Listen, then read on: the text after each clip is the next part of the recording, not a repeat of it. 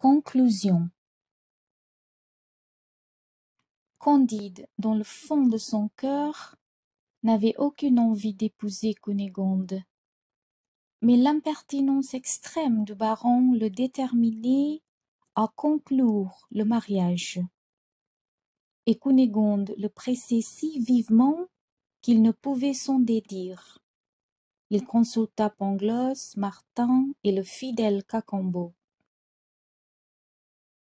Pangloss fit un beau mémoire par lequel il prouvait que le baron n'avait nul droit sur sa sœur, et qu'elle pouvait, selon toutes les lois de l'Empire, épouser Candide de la main gauche.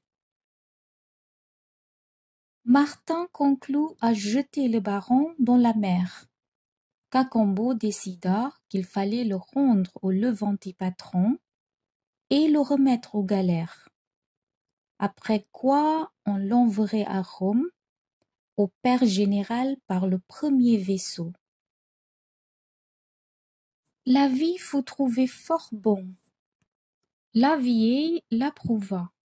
On n'en dit rien à sa sœur. La chose fut exécutée pour quelque argent, et on eut le plaisir d'attraper un jésuite et de punir l'orgueil d'un baron allemand. Il était tout naturel d'imaginer qu'après tant de désastres, Candide marié avec sa maîtresse, et vivant avec le philosophe Pangloss, le philosophe Martin, le prudent Cacambo et la vieille, ayant d'ailleurs rapporté tant de diamants de la patrie des anciens Incas, mènerait la vie du monde la plus agréable. Mais il fut tant friponné par les Juifs qu'il ne lui resta plus rien que sa petite métairie. Sa femme, devenant tous les jours plus laide, devint acariâtre et insupportable. La vieille était infirme et fut encore de plus mauvaise humeur que Cunégonde. Cacambo, qui travaillait au jardin et qui allait vendre des légumes à Constantinople, était excédé de travail et maudissait sa destinée. Pangloss était au désespoir de ne pas briller dans quelque université d'Allemagne. Pour Martin, il était fermement persuadé qu'on est également mal partout. Il prenait les choses en patience. Candide, Martin et Pangloss disputaient quelquefois de métaphysique et de morale. On voyait souvent passer sous les fenêtres de la métairie des bateaux chargés d'effendis, de bachas, de cadis, qu'on envoyait en exil à Lemnos, à Mytilène, à Erzurum. On voyait venir d'autres cadis, d'autres bachas, d'autres effendis, qui prenaient la place des expulsés et qui étaient expulsés à leur tour. On voyait des têtes proprement empaillées qu'on allait présenter à la sublime porte. Ces spectacles faisaient redoubler les dissertations.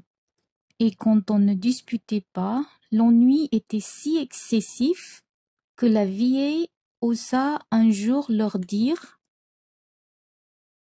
« Je voudrais savoir lequel est le pire, ou d'être violé 100 fois par des pirates nègres, d'avoir une fesse coupée, de passer par les baguettes chez les Bulgares, d'être fouetté et pendu dans un auto-da-fé, d'être disséqué, de ramer en galère, d'éprouver enfin toutes les misères par lesquelles nous avons tous passé, ou bien de rester ici à ne rien faire? C'est une grande question, dit Candide. » Ce discours fit naître de nouvelles réflexions, et Martin surtout conclut que l'homme était né pour vivre dans les convulsions de l'inquiétude ou dans la léthargie de l'ennui. Candide n'en convenait pas, mais il n'assurait rien. Pangloss avouait qu'il avait toujours horriblement souffert. Mais ayant soutenu une fois que tout allait à merveille, il le soutenait toujours et n'en croyait rien. Une chose acheva de confirmer Martin dans ses détestables principes, de faire hésiter plus que jamais Candide et d'embrasser Pangloss. Ce qu'ils virent un jour aborder dans leur métairie Paquette et le frère Giroflée, qui étaient dans la plus extrême misère.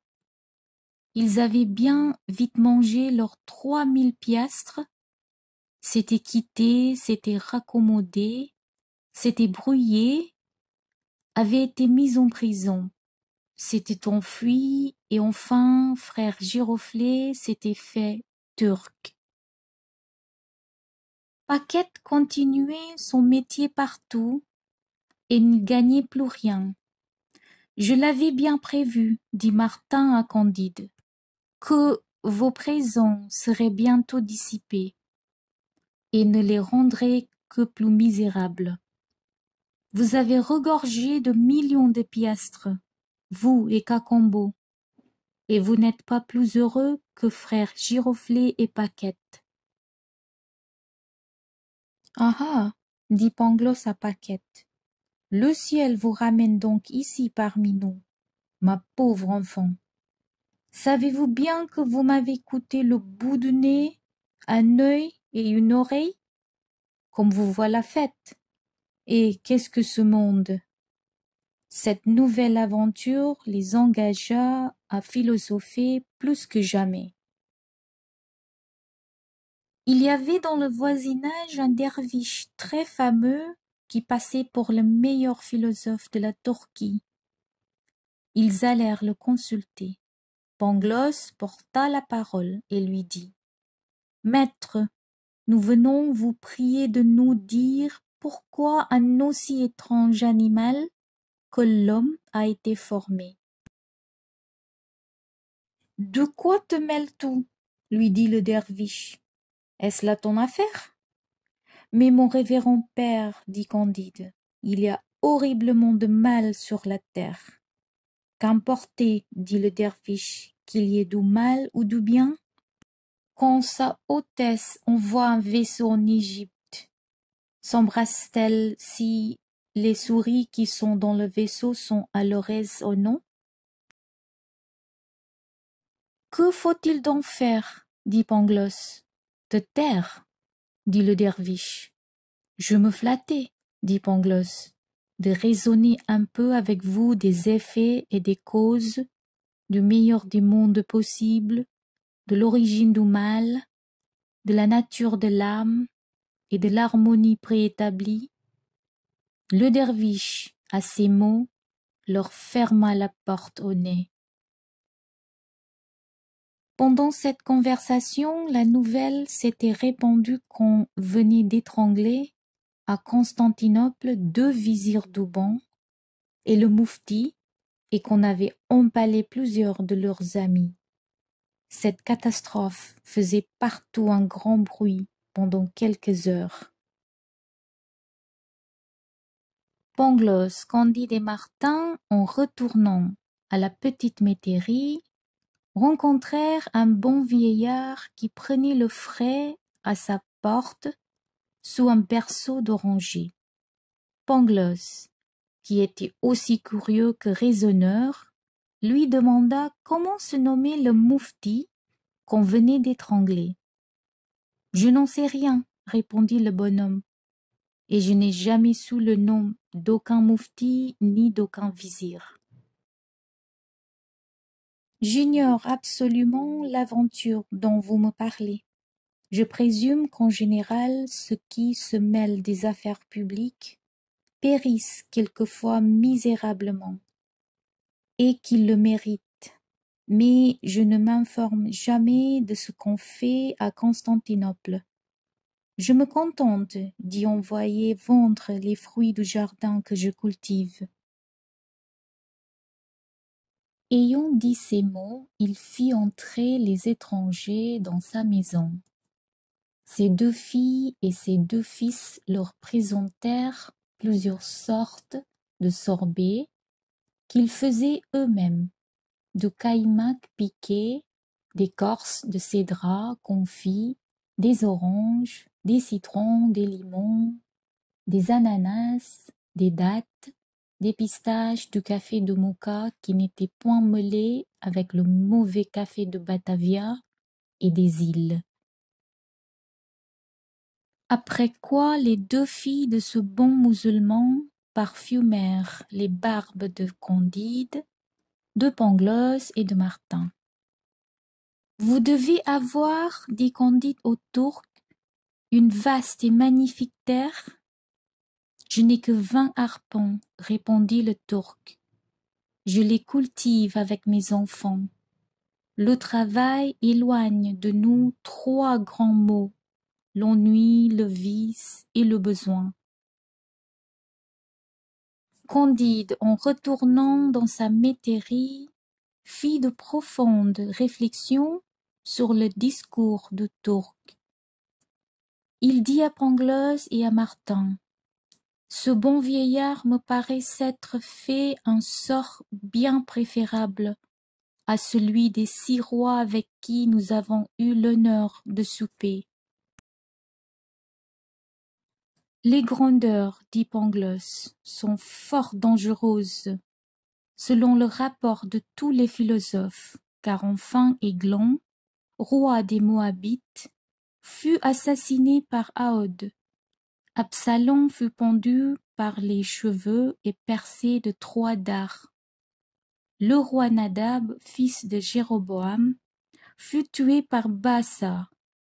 Le roi Éla par Zambri, Ochosias par Jéhu, Athalie par Joiada, les rois Joachim, Jéconia, Sédécia furent esclaves.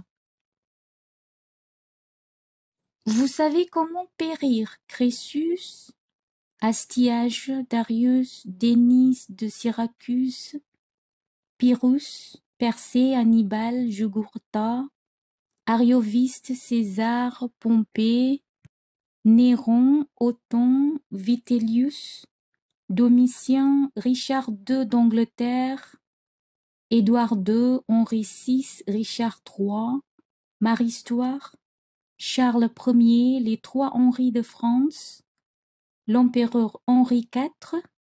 Vous savez, je sais aussi, dit Candide, qu'il faut cultiver notre jardin. Vous avez raison, dit Pangloss, car quand l'homme fut mis dans le jardin d'Éden, il y fut mis ut operaretur eum, pour qu'il travaillât, ce qui prouve que l'homme n'est pas né pour le repos. Travaillons sans raisonner, dit Martin, c'est le seul moyen de rendre la vie supportable. Toute la petite société entra dans ce louable dessein. Chacun se mit à exercer ses talents. La petite terre rapporta beaucoup.